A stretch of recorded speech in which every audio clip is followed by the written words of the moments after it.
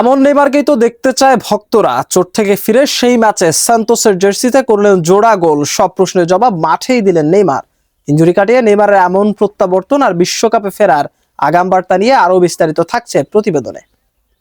ইনজুরির সমালোচনার সন্দেহ, সব প্রশ্নের জবাব মাঠেই দিলেন নেইমার। ভাস্কো দা গামার বিপক্ষে মাঠে নামলেন, সবার নজর কাড়লেন, সে সাথে কি যেন এক বার্তাও দিলেন। 25 মিনিট এক মুহূর্তের নীরবতা, তারপর জাল কাঁপানো শট, বার্তা স্পষ্ট, নেইমার ফিরছেন।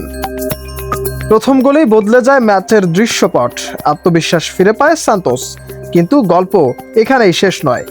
61 মিনিট আবারও বল পায় সেই চেনা গতি, তার সাথে নিখুঁত ফিনিশ। স্কোরলাইন 2-1।